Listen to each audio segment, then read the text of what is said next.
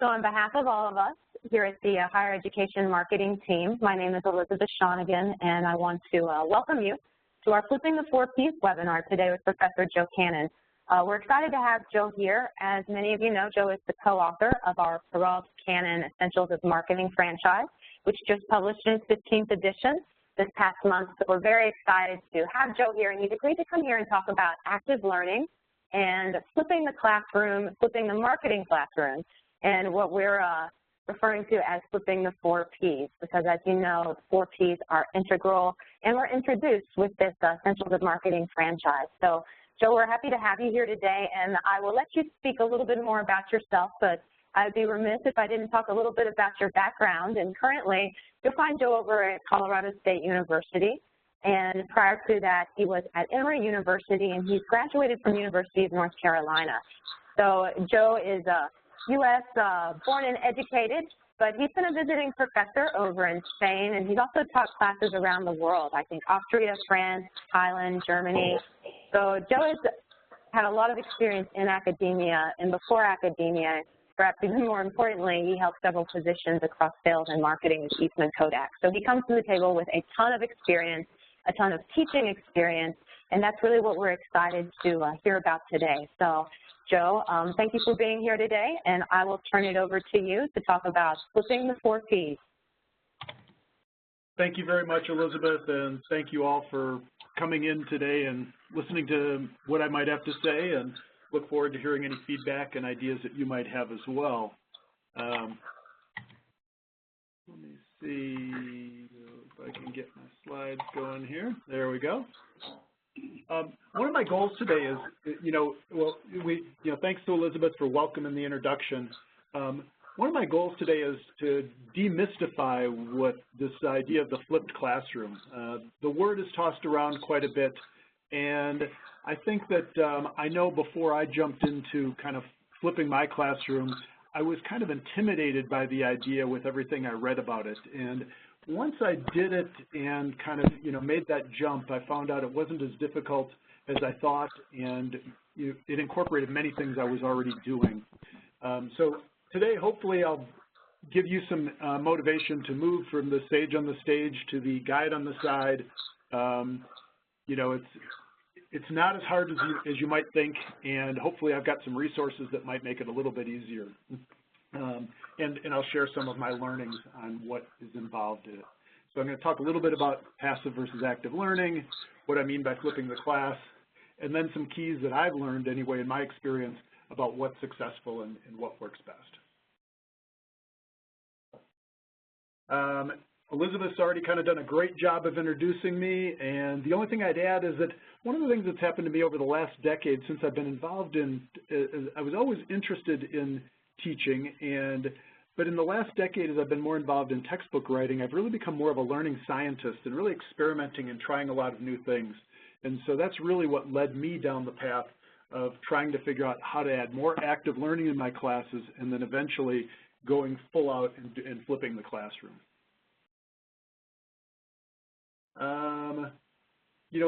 As you arrive in our session today, do let us know who you are, your experience flipping a class, and if you've done anything like that, we'd love to hear about it. So I'm going to start, what is active learning, and then what is kind of flipping your class? There's this terminology used a little bit of active learning versus passive learning. And so passive learning, there's a definition here from McManus. Basically, it involves, a view of students is primarily there to receive or absorb information provided by an expert, whether that's a faculty member or a textbook. And that could be, listening to a lecture or textbook reading. And that's contrasted with active learning, which, according to Prince here, it engages students in the learning process. Students do meaningful activities and think more about what they're doing.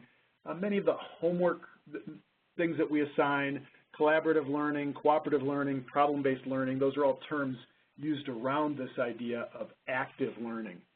And there's a little bit more here, and another set of definitions I found. One way to look at passive learning is students are assumed to enter the course like empty vessels and sponges, and we just pour the knowledge into those students. and active learning, again, they engage with the information and use their prior knowledge and transform that into new knowledge. In a marketing class, particularly in a principles of marketing class, we really need to use a little bit of both because to some degree, many of our students do come into the classroom without a lot of knowledge about marketing, and we have to make sure that we bring them up to a certain level. So there's going to be some passive learning, at least in my experience, there's got to be some way of doing some things with that. But the idea is that I'm proposing is to add more levels of active learning and especially to use the classroom as the environment to do that in. Why do we do active learning? You may be familiar with Dale's cone of experience. Now, this is based on research from the 1940s, and they give this idea of the learning pyramid. You can find, if you search Dale's cone of experience, you will find this all over the internet. And what it suggests is that lectures and reading, retention rates are low, but as you move to more active learning, retention rates are high. The scientist in me, when I first saw these numbers, was like, wow, that's really interesting, and it's intuitively appealing to me as somebody, as an advocate of active learning. But when I looked it up, I really found that, the numbers on the right side are really not valid, and there's no scientific basis for those. But on the other hand, I have found some empirical evidence of the general trend here that these active learning activities, discussion, practice by doing, teaching others, are ways that do allow higher retention as compared to the more passive approaches. And so the general idea is right. The numbers you tend to see whenever you find this cone of experience online don't tend to bear out.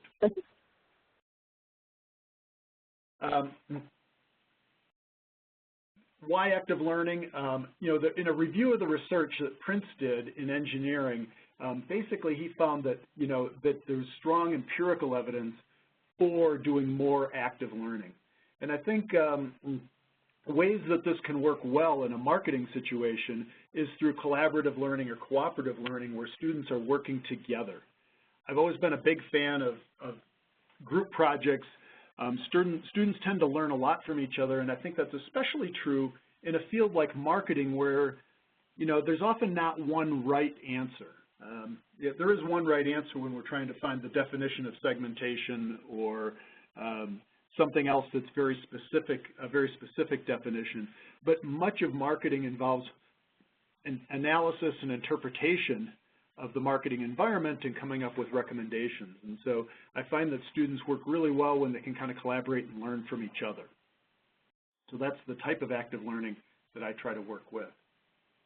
What is the flipped classroom?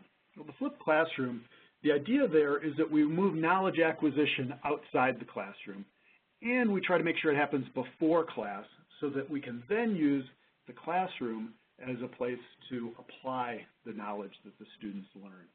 So we can use both types of learning, but the flipped classroom is trying to say that we're going to use the in-class opportunity as a place for application. If we think about Bloom's hierarchy of learning objectives, at the lowest levels, we need to have understanding and remembering. So through reading, students need to understand and remember the basic marketing concepts. But if we want them to move to higher levels of learning and have higher level learning objectives in our classes, then we want to be able to do things like apply, analyze, evaluate, and create. And those can happen with collaborative learning and cooperative learning. They also work particularly well where the professor can be around to mentor and coach. And that's why in the classroom works particularly well, as you can talk through with students about their specific issues and then also discuss them in the class as they struggle through identifying what a marketing strategy might be or how segmentation would work or how they might even interpret the consumer product classes, for example.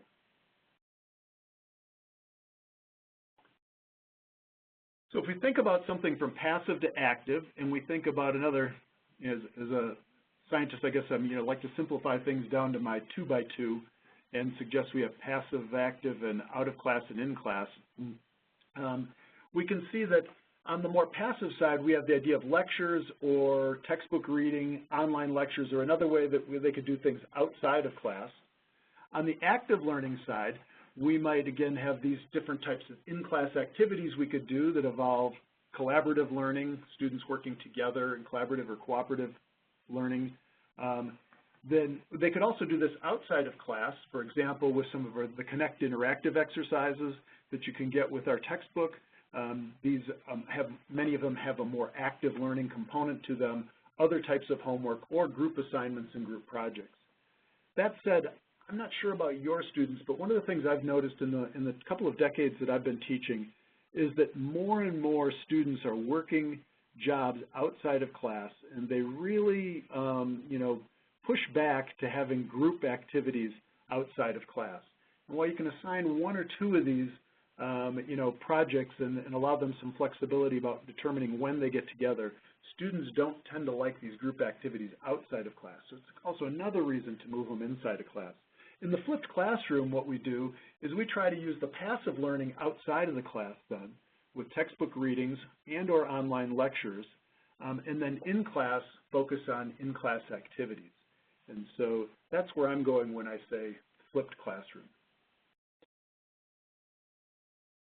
Now, I'm not sure where you are today, and everybody's at a little bit different spot. And so one of the things one of my goals for today, again, might be that if you're primarily doing lecture in the class, can you move a little bit more towards more active learning activities in your class?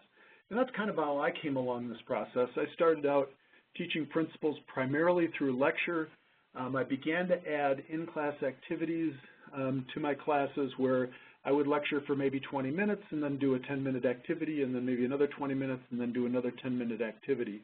And where I've gotten with flipping the classroom is that I start class with 5 or 10 minutes worth of announcements, sometimes with a short lecturette that might last 5 or 10 minutes, and then the rest of the class is in-class activities, and then sometimes breaking that up with some whole class discussion of the activities and bringing closure to it as well.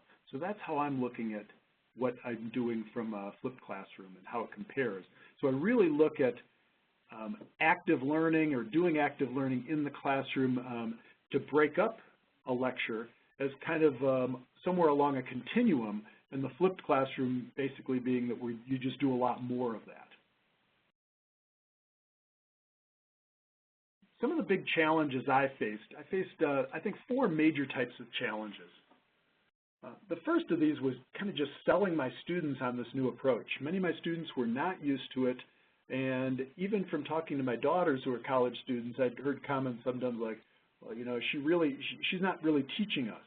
I remember when my daughter had a math class that was flipping it. And so there can be kind of that pushback if the students don't understand it. So I'll talk a little bit about how I sell this to my students. What can my students do to acquire knowledge? How can I ensure they have that knowledge? And then what kinds of in-class activities? And so when I started to look at flipping the classroom, that's what I was looking at, is like, how can I make sure, basically, acquire the knowledge? I was confident they could read the textbook, but you have to make sure they read the textbook before they come to class. Otherwise, application doesn't work. And I think the biggest problem I had was that most of my students didn't read the textbook until 2 nights before the exam, maybe the night before the exam, when they were trying to cram it in, and they just relied on it as, refreshing what I put together in a lecture. Right. And then the other thing I was intimidated by was in-class, was developing a variety of in-class activities. What could they actually do in the classroom that would be useful, worthwhile, and achieve the learning objectives I had? Let me walk through a little bit of those. Selling my students on the idea, what I do on the first day of class is try to introduce my students to some learning science. There's actually some really good research out there about what works for learning.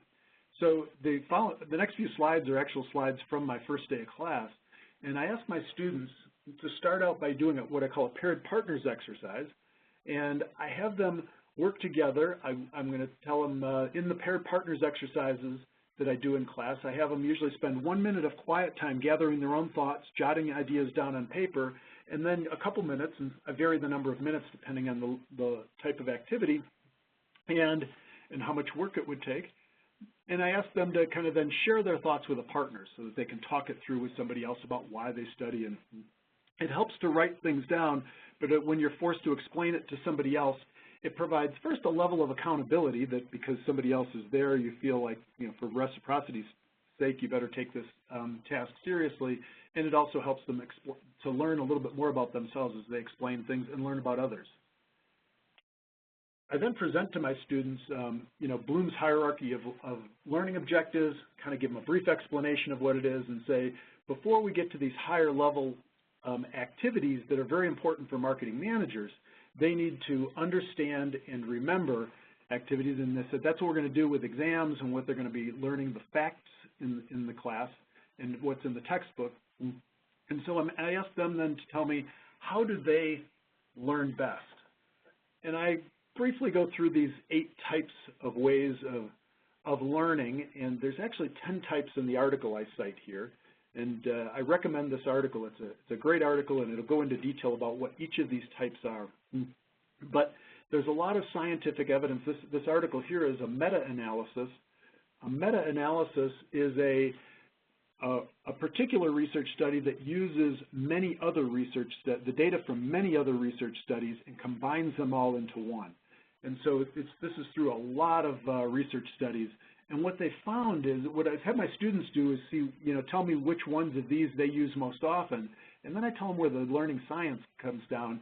What the learning science says is that practice testing and then distributed practice, both of which are facilitated by SmartBook and our textbook, is what's most useful. And so what I'm doing is justifying something that you'll see a little bit later, where I have them read the textbook, but then also have to answer 60 quiz questions on each chapter that they read, and I make it due the night before class. There's some other activities which are seen as somewhat helpful in learning, and then there's some other things that many of the students do, summarizing chapters and highlighting and underlining, that have no association with learning performance. And so I let them know that, and it kind of helps to reinforce what I'm asking them to do, which is, hey, before class, next class, you need to read chapter 1 and answer 60 questions about it. So what will we do? I show my students this, and I talk about the textbook and tell them why we do the practice testing and all the quiz questions, and also a practice that's built into SmartBook is interleaved practice as well. Let them know I'm going to occasionally do some lecturettes, and that some of our in-class activities will focus on understanding and remembering, with many of them also moving further. So this is kind of how I go ahead and kind of try to sell the idea, or the way I guess I should carry on a little bit here. And then I try to tell them about how in the modern world, Google world, understanding and remember is declining in importance, because on your smartphone you can kind of Google something to go get a fact. But if you want to be a good manager, whether that's going to be an accounting manager, a web designer, financial analysis, financial analyst, supply chain manager, whatever it might be, you need to be good at creating, evaluating, analyzing, and applying. And that computers don't do this as well as humans. And so my goal is to hone those skills with these students and show them things that work in these group activities we're going to do in class. So there's cooperative and collaborative learning. I also use a simulation and something I call the personal marketing plan, which are not in-class activities. Actually, the simulation is an in-class activity that they do, and the personal marketing plan is something they do on their own. Joe, this is Elizabeth. I love how you've introduced this, and I want to thank everyone for the questions that have been submitted so far. But I just wanted to have one comment about the partner pair activity. I love that idea of challenging students to think about how they're learning on the first day of class, and I just wanted to make a point that, a variation of that activity is what you call think, pair, share. So not only are they thinking to themselves, sharing with a partner, but then reporting back out to class, which is possible if you have a small lecture, right, and you have just a few students and more time. But just to clarify for our audience, you're teaching larger numbers of students and don't necessarily always have that luxury, right? That's right. My classes are usually 50, which is not as big as some faculty have to deal with, and but not as small as some faculty are fortunate enough to deal with. So. Yeah, but big enough to where you can really have those rich class discussions and give everyone a chance to talk, for sure. Right. So it gets at think and pair without the share. Yeah, although sometimes I call on a few students to share what they're looking at. And the way they share it in this particular exercise is I have them raise their hands. So as I go through each of the 8 different ways of learning, I say, well, how many of you use practice testing as a way? How many of you are highlighting and things like that? So I am getting a little bit of a share in that particular activity, but in larger classes, that's a tricky one. Yeah, that's great. So if you have a question for Joe or more questions for Joe, definitely feel free to type those into the chat box, and we'll continue on here. Thanks, Joe. Okay. So next is the next thing to figure out is how we're going to get everybody to do knowledge acquisition. So we need to make sure that students are prepared when they come to class. If we're going to talk about, we're going to have them do activities today on consumer behavior, we need to make sure that they've read chapter 5 in the textbook.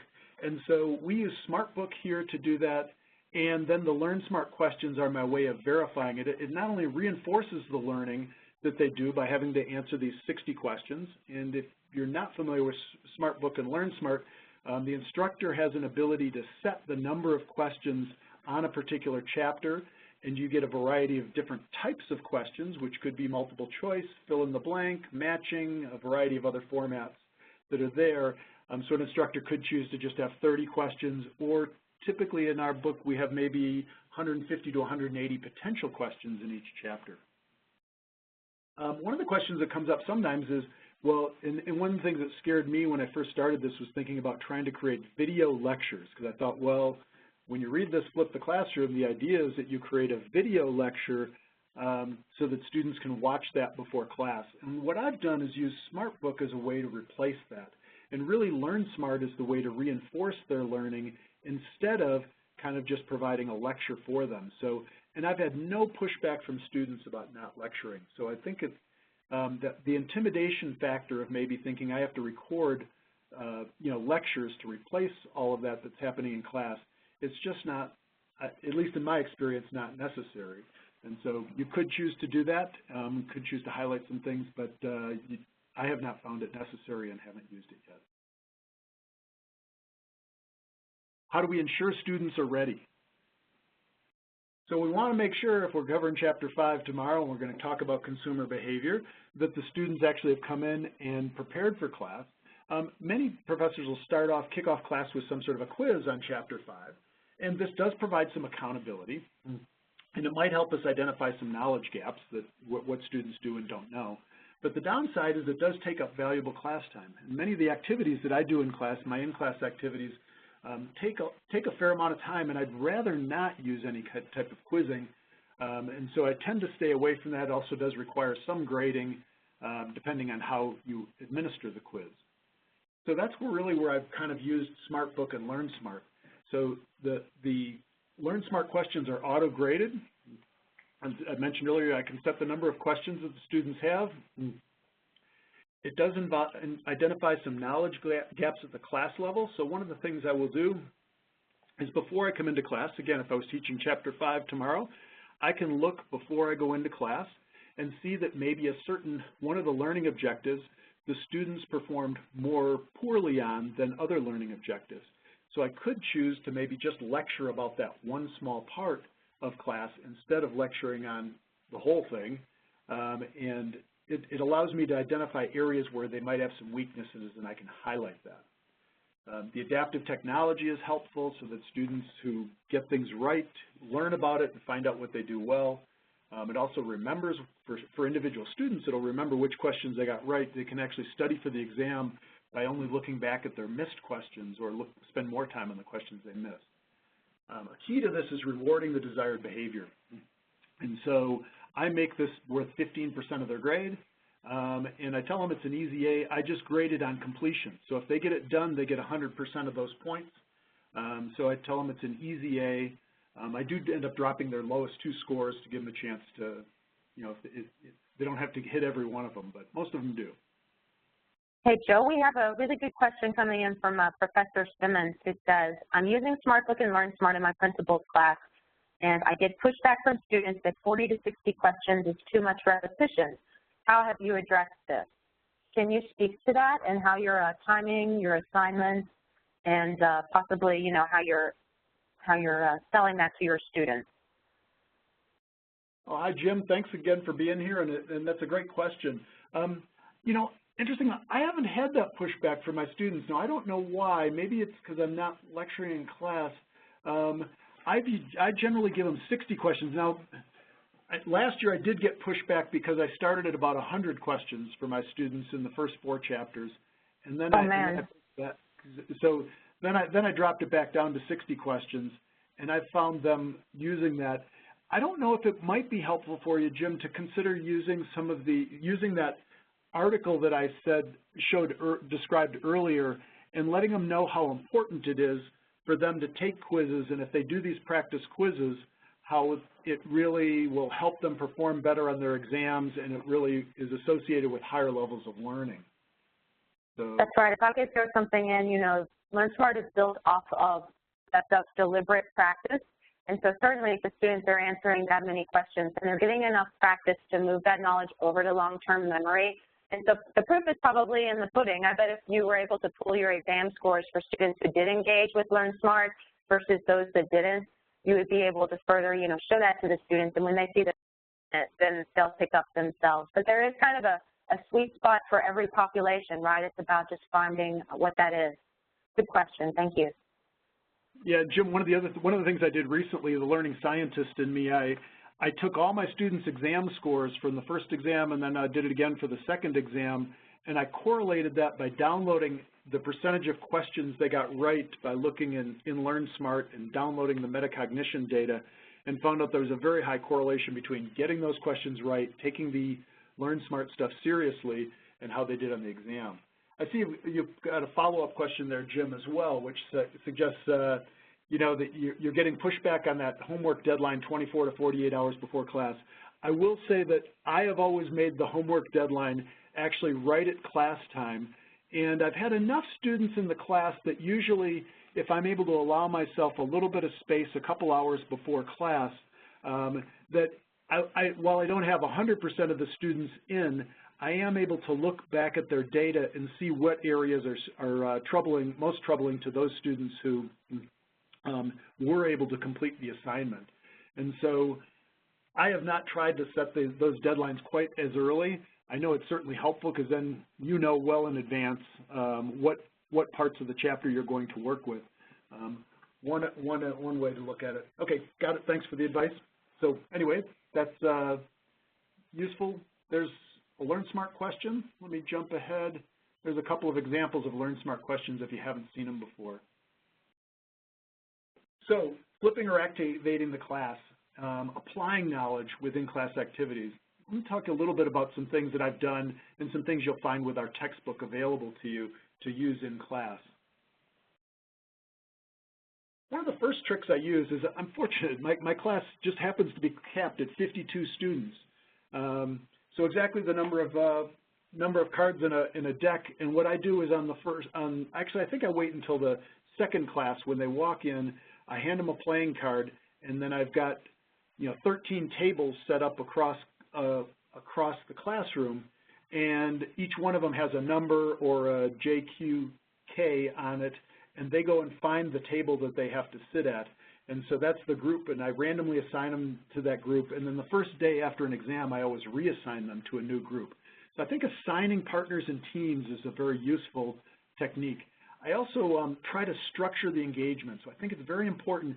If you give students a very abstract question and you don't tell them how to do it, they kind of stumble around in these in-class activities. And so I introduced something like the paired partners exercise like I talked about earlier. I also, early on in the semester, used something called the nominal group technique, which is a way that students kind of quietly work. This one is in a group of 4. They work alone, thinking about the answer to a problem. Then each individual in a round-robin format shares their own answers, and then they shift to a group discussion of it before. Usually I've found it easiest as well to kind of ask them to say, come up with the 2 best reasons for this, or the 3 things that you believe are the biggest reason why the company should do this or that. And so it kind of provides very detailed structure. I even assign them roles. A lot of times I'll rotate these roles, but I will have right on a slide tell the students, okay, today the person with the club is going to be the leader, The recorder is going to be the person who writes down the activity. All of my activities have to be written down and turned in. That provides a level of accountability. The diamond would be the spokesperson, and the spade would be the timekeeper. And the spokesperson is great because one of the things I do in my class is I will talk about whatever question it is, and I'll just randomly start calling on groups. And so I'll say, Qs, what do you think the answer should be? The 4s, what do you think the answer should be to this? And they always know that the person who's the diamond is going to be the one who has to answer for the group. It kind of makes things move more quickly. When I'm doing the paired partners exercises, I tell them for that day which partner they're going to be with. So I want the club to work with the heart. And I rotate this around. In this particular one, the club would work with the heart and the diamond works with the spade. And then usually they're always in groups of 4. If there's a group of 3, I have them work together as a group of 3, or sometimes I'll move a person from one group, the spare person from a group of 3 to another group of 3, so I can always have pairs. So structure, I think, is very, very helpful in doing these in-class activities and structuring exactly what you want them to do, since the task is designed in general to be more abstract. We revised the latest edition of our book with kind of this active learning in mind, and I'm going to kind of fly through some things here real quickly just to let you know all the different things that are there. But the first one, I think one of the interesting ones I've used before is that if you do use LearnSmart, you can kind of sign into LearnSmart before class, and you can find out which questions for the chapter were missed most often. And so what I will do is sometimes an hour or 2 before class, I will kind of, click on the missed questions and find out which 4 questions. This is an example of a quiz I gave from Chapter 1, and all I did was I did a screen snip of that question right from LearnSmart, and these were the 4 questions from Chapter 1 which caused my students the most problems. They most often got them wrong. And what I would do is I handed out this quiz to start off class, and then I think I handed it out on a white paper with name was only listed once up there. And then I handed out a blue version of the same quiz, which all the students' names were on. So I had them basically complete the quiz on your own, and then complete it as a group and discuss it. And then we went through and discussed each of those questions.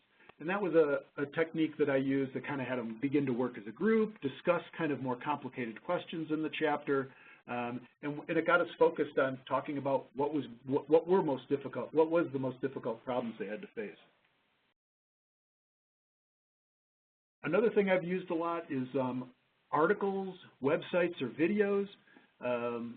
The new version of the textbook is going to have What's Now, which will be current articles that you can link to right from SmartBook.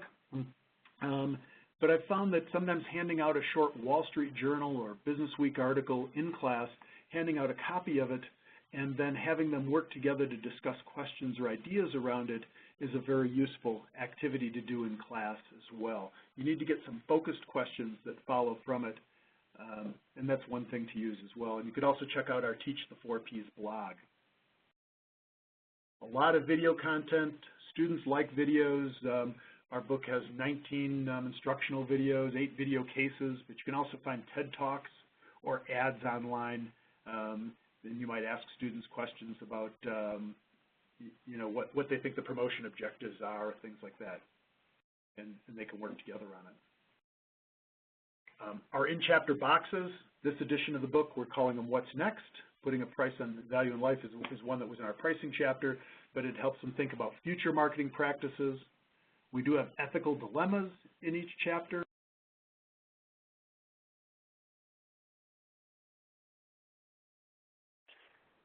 Joe, I think you may have accidentally muted yourself. Double check your phone there.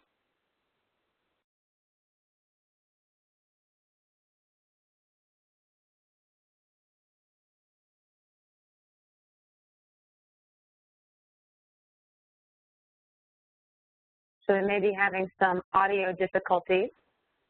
I can see your screen, Joe, but I do not hear your voice.